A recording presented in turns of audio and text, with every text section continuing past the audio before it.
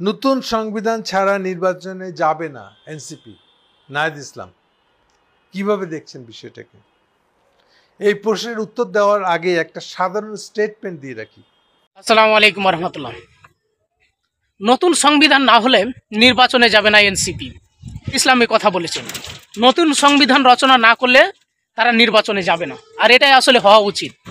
তো নতুন সংবিধান না হলে নির্বাচনে যাবে না, এই বিষয়টা নিয়ে বিশ্লেষণ করেছেন বিশিষ্ট রাজনীতিক বিশ্লেষক গৌতম দাস। তো আসুন আমরা গৌতম দাসের এই বক্তব্যটা আমরা শুনে আসি। এটা অনেকগুলো বাকি সব প্রশ্নেরই জবাব হিসেবে কাজ করবে। আমার অবজারভেশন হলো বাংলাদেশে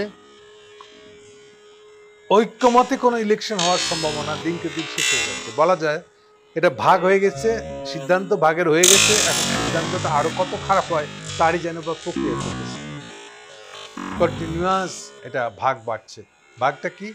ভাগটা হলো বলা হচ্ছে আজকের যে প্রশ্নগুলো, আজকে যেগুলো পত্রিকায় প্রশ্নগুলো উঠে গেছে, পত্রিকার হেডলাইন যেগুলো হচ্ছে সেই অনুযায়ী ভাগটা হলো এক ভাগে ইউনূস আর তারেক জিয়া, আর আরেক ভাগের শব্দটা হলো পিআর, অর্থাৎ পার্সেন্টেজ দিয়ে রিপ্রেজেন্টেশন, অর্থাৎ যেটাকে ওই যে আনুপাতিক ভোটের কথা বলা হচ্ছে, ইংলিশে যার নাম দেওয়া হচ্ছে পিআর। সো পিআর পদ্ধতি এ হলো, পিআর পদ্ধতি গ্রুপ হলো একটা, আর আরেকটা গ্রুপ হলো ইউনূস আর তারেক জিয়া।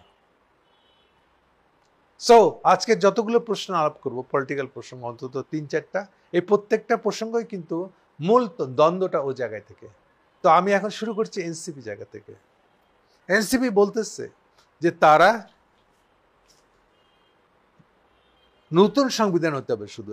আগে তো বলতো মৌলিক সংস্কার হতে পারে, মৌলিক সংস্কারটা বলতেই সে নতুন সংবিধান মিন করছে।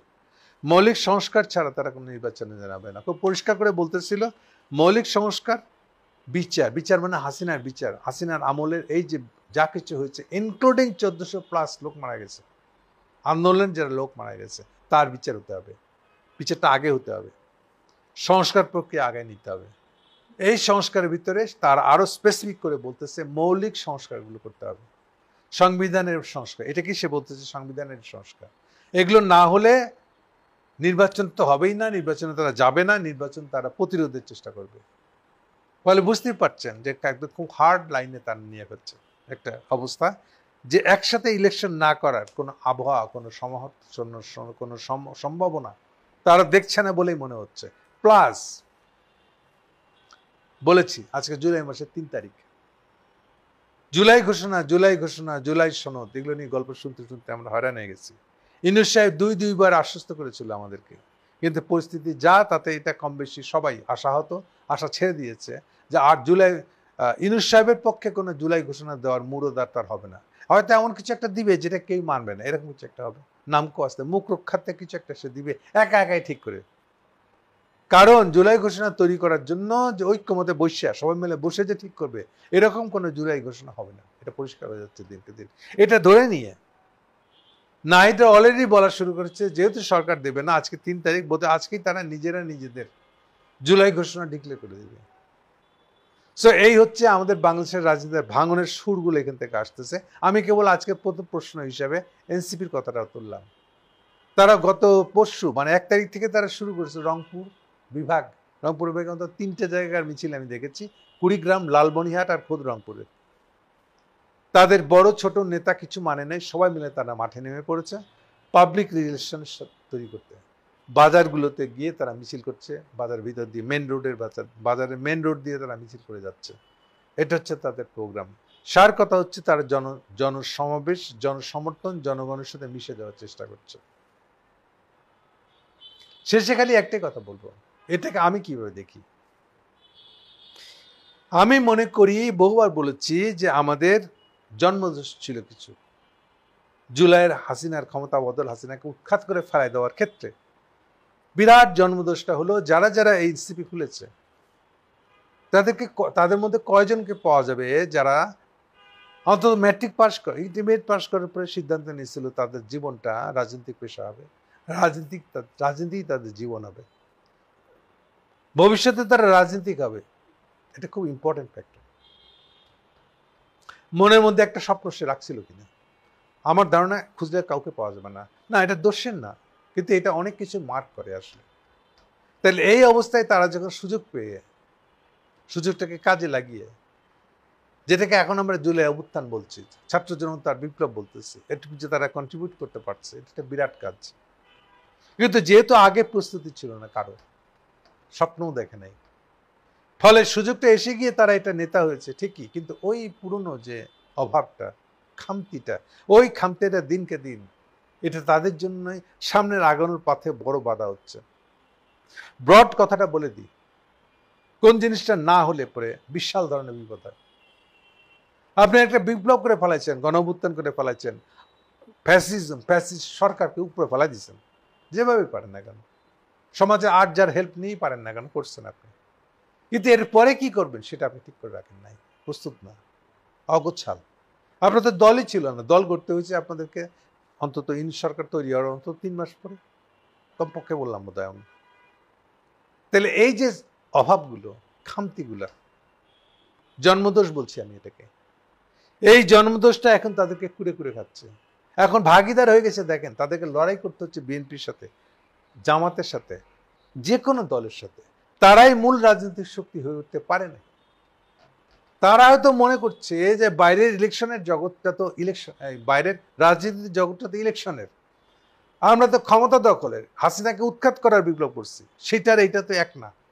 সেখানে আমরা যতটুকু পারছি, ইলেকশনের রাজনীতিতে আমরা ততটা পারবো না এবং আমরা ততটা প্রস্তুত না। হ্যাঁ, বলতে পারেন আপনি এটা, কিন্তু আসল প্রবলেম এটা নয় বলে আমি মনে করি। আসল প্রবলেম হচ্ছে যে আপনারা সিদ্ধান্তটা আগে নেন নাই যে আপনারা রাজনীতি করবেন। এই কারণে রাজনৈতিক চিন্তায় আপনারা দুর্বল। সবসময় মনে রাখবেন, বড় সংগঠন না,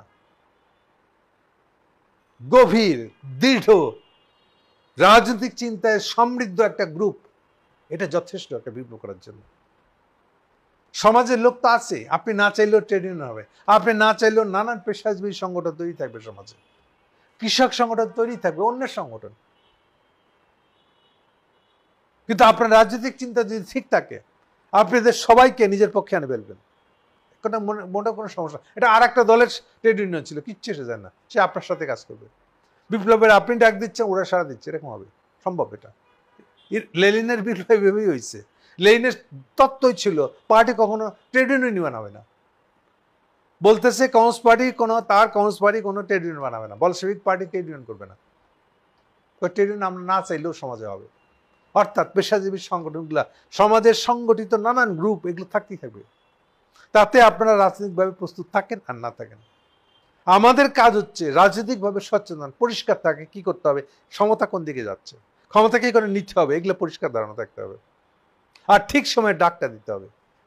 এই সবগুলো সামাজিক সংগঠন, পেশাজীবী সংগঠন, ইনক্লুডিং ট্রেড ইউনিয়ন, এগুলো সব আপনার পক্ষে চলে আসবে, আপনি ক্ষমতা দখল করে ফেলতে পারবেন।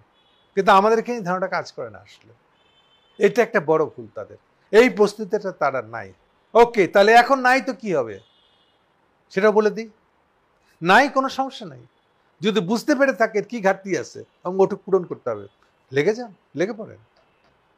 এটা মোটেও কোনো কঠিন কাজ না, কিন্তু চিন্তায় পরিষ্কার থাকতে হবে আপনি কি করতে চান।